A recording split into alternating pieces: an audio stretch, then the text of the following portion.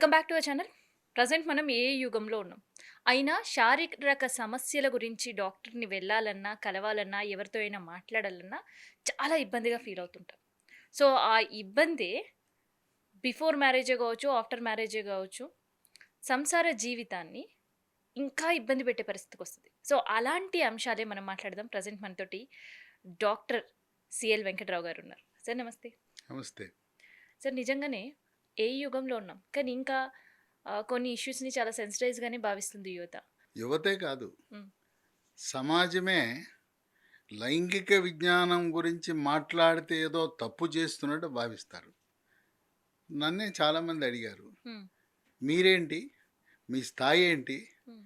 లైంగిక విజ్ఞానం గురించి మీరు మాట్లాడటం ఏంటి? మీ స్థాయిని తగ్గించుకుంటున్నారనేసి. హ్మ్. ఒకటే చెప్తాను. ఇప్పుడు నేను మాట్లాడేది విజ్ఞాన శాస్త్రం. ఈ విజ్ఞాన శాస్త్రం అనేది ఎక్కడా పుస్తకాల్లో మనకు రాయలేదు. స్కూల్లో చెప్పరు, కాలేజీల్లో చెప్పరు. అమ్మ చెప్పదు, నాన్న చెప్పడు, అత్త చెప్పడు, మామ చెప్పడు, ఎవరు చెప్పరు. ఇక అజ్ఞానంలో కొట్టుమిట్లాడి కొంతమంది అనేకమైన సమస్యలు ఎదుర్కొంటున్నారు హ్మ్. తెలవక. హ్మ్.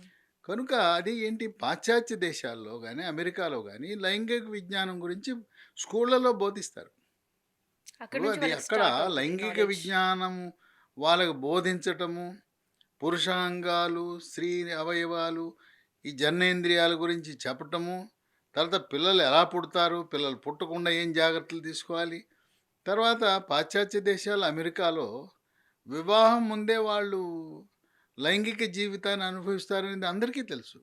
ఇప్పుడు వాస్తవాలు మాట్లాడితే భారతీయులు హ్మ్. ఇక్కడి నుంచి అక్కడికి వెళ్ళి హ్మ్. ముందే వివాహానికి ముందు మా అమ్మాయికి ఇటువంటి లైంగిక సంబంధాలు ఉండకూడదనే వాళ్ళు ఏం చేస్తున్నారు, హ్మ్. పిల్లకి 9, 8 ఏళ్ళు రాగానే ఇండియా పంపించేస్తున్నారు. అమ్మ దగ్గరో, తాత దగ్గరో, ముత్తాత దగ్గరో పెట్టేస్తున్నారు. హ్మ్. ఇక ఆ మిగతా వాళ్ళందరూ కూడా, మీరు భారతీయులు ఎవరైతే డాక్టర్ల పిల్లలా, ఇంకోరి పిల్లలా, ఇంజినీర్ల పిల్లలా, సాఫ్ట్‌వేర్ పిల్లలా, అక్కడంతా పరిస్థితి ఆ తెల్లవాళ్ళ సంస్కృతి అయిపోయింది. హ్మ్. కనుక ఈ లైంగిక విజ్ఞానం గురించి ఎవరికీ తెలవదు, బాధపడుతున్నారు. కొంతమంది తెలిసి తెలవని పరిజ్ఞానంతో పెళ్ళైన తర్వాత విడాకులు, కొంతమందేమో ఆత్మహత్యలు చేసుకోవటం, ఇవన్నీ కూడా మెంటల్ డిస్టర్బెన్స్, ఫ్యామిలీ చాలా డిస్టర్బెన్స్. మానసికంగా. సార్ అటువంటి అయితే సమయంలో హ్మ్. ఎవరో ఒకరు కొంత సమాచారం ఇవ్వాల్సిన బాధ్యత ఉంది. డాక్టర్లుగా ఈ డాక్టర్లకు కూడా సమయం ఉండదు. వెళ్ళినప్పుడు ఏదో చెప్తారు, ముక్తసరిగా 3 నిమిషాలు. కౌన్సిలింగ్ ఇవ్వాల్సిన అవసరం ఉంది. తర్వాత కొన్ని సందర్భాల్లో భార్యాభర్తలు ఇద్దరిని కూడా పిలిచి సమస్యను అర్థం చేసుకుని వారికి వివరణాత్మకంగా చెప్పవలసిన అవసరం ఉంటుంది. కనుక లైంగిక విజ్ఞానము ఈ దేశంలో అవసరం. దీన్ని ఎవరు కూడా తప్పుగా భావించకూడదు. సార్ నాకు చాలామంది చెప్పారు. సరే అని అన్నాను. హ్మ్. ఏంటి వాళ్ళు, ఇప్పుడు ఇది నేను చెప్పేది సైన్స్. ఆ సైన్స్‌ని వివరణాత్మకంగా చెప్పటం వల్ల తప్పు లేదు. ఇది నేటి యువతకు అవసరం. యువతకే కాదు, మధ్య వయసు వారికి అవసరం. తర్వాత ఎవరైతే చెప్పారో వాళ్ళు 60, 70 ఏళ్లలో ఉన్న వాళ్ళకి అనిపించొచ్చు. అసలు ఏ వయసు వరకు మరి భార్యాభర్తల మధ్యన వైవాహిక సంబంధం ఉండొచ్చని ఎవరికి తెలుసు? ఈ భార్య అంటుంది, "అయ్యా నాకు 45 ఏళ్ళొచ్చినియి, ముట్లు ఆగిపోయినాయి, ఇక్కడితో సరి" అంటుంది. అది కరెక్ట్ కాదు. ముట్లు ఆగిపోయినంత మాత్రాన లైంగిక సంబంధం ఫుల్ స్టాప్ పెట్టాలనేది ఊహించుకుంటున్నారు. ఇక ఈళ్ళు నాకు 60 వచ్చినియి, 70 వచ్చినియి ఎంతవరకు? ఏ వయసు అంటే 90 ఏళ్ల దాకా నీకు ఆరోగ్యం బాగుంటే 90 ఏళ్ల దాకా వైవాహిక జీవితాన్ని గడపొచ్చు. కనుక ఇవన్నీ కూడా తెలవదు. హ్మ్. ఏజ్ చెప్పవలసిన లిమిటేషన్ అవసరం ఏం ఉంది. లేదు అంటారు. ఆ! ఏజ్ లిమిటేషన్ ఏమీ ఏజ్ లేదంటారు. లిమిటేషన్ లేదు. భౌతిక ఆరోగ్యం, మానసిక పరిస్థితి.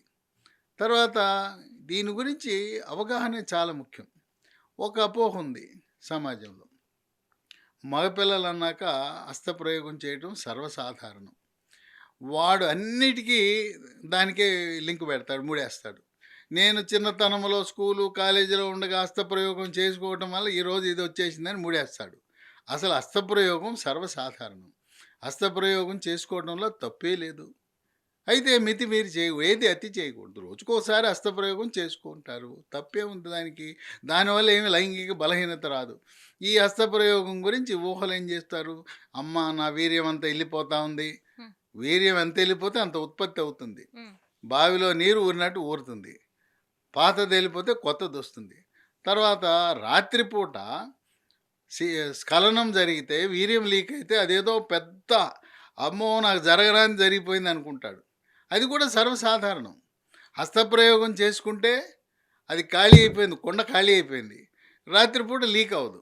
రాత్రిపూట లీక్ అవ్వటాన్ని స్వప్న స్ఖలనం అంటారు. స్వప్నం అనగా కలలో, కలలో ఒక అందమైన రంభ లాంటి ఒక స్త్రీ వచ్చినట్టు, సంభోగం చేసినట్టు ఆ కోరిక అయ్యి లీక్ అవుతుంది. కొంతమందికి ఏమి తెలవకుండా లీక్ అవుతుంది. అది లీక్ అవ్వటాన్ని వీళ్ళు ఏదో భయపడిపోయి నాకు రాత్రిపూట నైట్‌లో లీక్ అయిపోతా ఉందండి.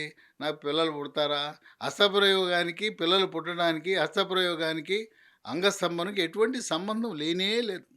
కనుక ఇటువంటి అపోహలు సమాజంలో ముఖ్యంగా యువతకు తొలగించవలసిన అవసరం ఉంది. హ్మ్. ఇది మధ్య వయసు వారికి తెలవదు. ఇద్దరు ముగ్గురు పిల్లలు పుట్టిన మహిళలకు కూడా తెలవదు.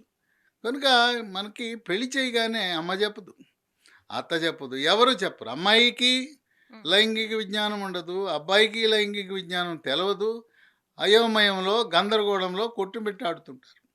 చదువుకున్న వాళ్ళు బీటెక్‌లు, ఎంటెక్‌లు చదువుకున్న వాళ్ళు కూడా కనీస పరిజ్ఞానం, లైంగిక పరిజ్ఞానం లేకపోవడం అనేది కొంచెం శోచనీయంగా మనం భావించాలి.